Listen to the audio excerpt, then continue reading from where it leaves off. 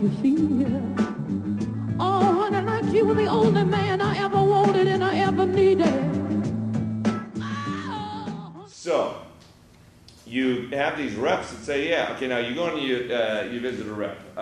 Here on page 31 of the handouts, I've got 11 points to discuss with an independent sales rep. And here again, it's not a contract. You have a conversation with them.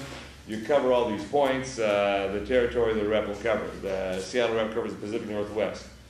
The dates, the agreement is effective.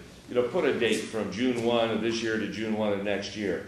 Whether the commissions are paid against sales, the definition of sales. So, orders aren't sales. You get $1 million worth of orders and $850,000 in sales.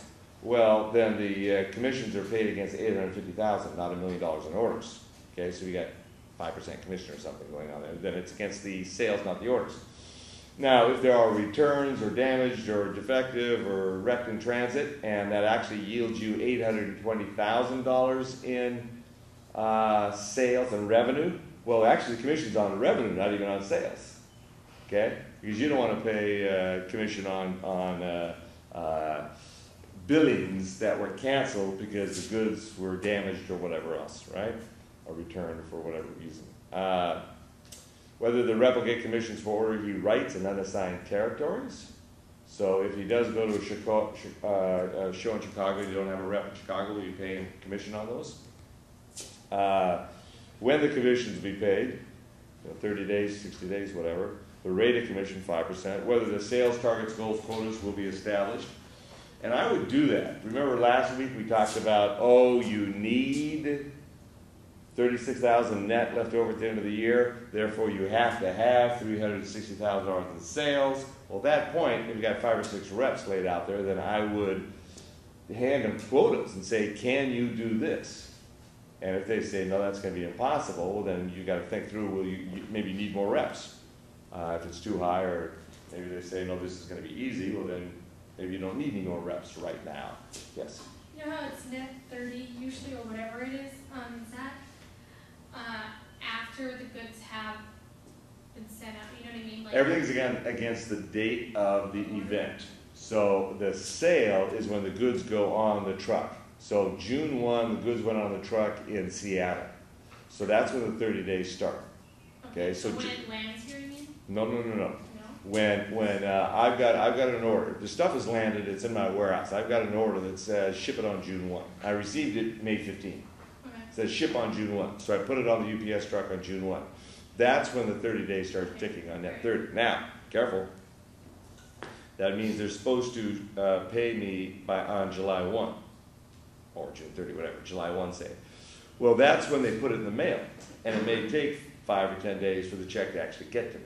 So I ship June 1, and I actually get the check on, say, May 10. Make sense? Okay. Now, most people have it all set up that they're going to go 2 weeks late anyway. Some people work it, see how long before you squeal, before they send you a check. So they know they can go 85 days before you call them up or make some sort of action. They put that in the computer, pay you in 85 days. So it's real important that you get aggressive on collections, which I have in detail on the book of course, and making sure that you lean on the people and how you do it effectively, not with phone calls, but with those collection agencies that just write letters, which again, detail in the book. If you don't have the book of course, you can go and get it for free from Google. Go on Google Books and they'll let you have access to everything in the book for free. So, yeah. People say, how come if you don't believe in intellectual property rights, your book is copyrighted? I say, well, they can't sell it. Bookstores won't sell it unless it's copyrighted. And the first chance I got, I gave it to Google for free. So it's out there. Well, what I was asking about the commission was when we paid the sales rep.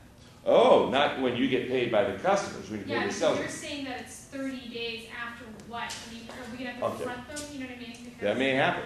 So you'll see importers doing this. The law is, whatever's been shipped in July, you have to pay your independent sales reps within 45 days of them creating the sale, of the sale that you create against their orders. So they write an order in January to be shipped June 1.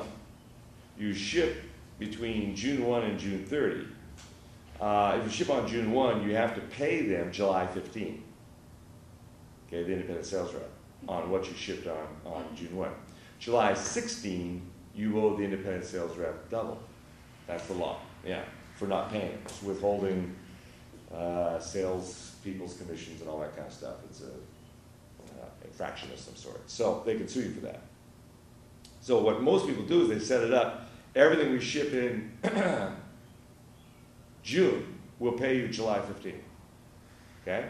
So end of June, you add up everything that you shipped, pay them on July 15. Now, if you ship June 1, you will get your money probably before July 15, enough time to pay the reps. If not, you're going to have to front it. What you'll see some import companies do is May 28, 29, 30, is they'll just hold those off and ship them out June 1. So if they ship it out May 30, they got to pay it June 15. If they ship it out June 1, they don't pay it till July 15. So everybody's always trying to do the cash flow thing. Who will pay for the samples, at what price, and what quantity they'll be available? Give them all the samples they want, the independent sales reps. But memo bill them. Okay, so you ship the samples, you bill them for the samples, for the price of the samples, but the memo bill means they can return them at any time. If they don't return them in, say, 360 days, then they have to pay for them. Well, they're not going to pay for them. You just deduct it from the commissions. Okay? So you send them $500 worth of samples. Usually what these reps will do is at the end of the year, they'll have a sample show, and they'll sell them and make money off them. And then you just deduct what they owe off commissions. So, but if they send them back, well, then they're your problem. You just cancel the bill. So you don't want to give them samples for free because they'll abuse them and lose them and all that kind of stuff. But you can't charge them for the samples unless they don't give them back. Does that make sense? All right. How samples will be shipped and on whose account? Well, that should be on the rep's account, although they'll probably tell you no on the first ones. So you probably just quietly ship them for free. After that, or maybe you say, I ship Surface to you for free. But if you want any samples FedExed anywhere, it's on your dime. Because otherwise, they'll tell you FedEx everything all the time, everywhere, when they can wait the 3 days to go UPS. Whether export shipments will be allowed, and if so, under what payment terms? I don't think you should import and then export. If the Canadians want to buy your product, let them buy it from the source, and you get a royalty off that, as mentioned last week. If they do, Canadians do want to buy them, especially here in Seattle, fine. Take an order, they come down here to Seattle, pick it up, and they take it across the border. All of the paperwork and everything required to get something across the border is such a hassle that you might as well just work on that basis. Sure, we're glad to sell the Canadians. We're glad to sell the Mexicans. Here, you come here, you pay for it, you take it across the border. Okay. So the bottom of page 31, A through E, is just where you make sure the rep knows you, the importer, intends to. Now this is, every time they do a survey of what retailers want from suppliers, this is what it is. A, number one, always introduce new lines. In gift and housewares, they want to see new lines every 6 weeks. In electronics, probably every year. I don't know what it is. In fashion, every 4 times a year, whatever. Then B through E strikes me as being the same thing over and over again. Ship orders accurately, completely, maintain sound records, answer inquiries, complaints, adjust billing problems. All that has to do with just your paperwork, having that in order. But each time I tell myself that I can't stand the pain when you hold me in your arms, I sing it once again. I say, come on, come on, come on, come on, and take it. Take another little piece of my heart now, baby. Break it. Take another little bit of my heart and don't leave it.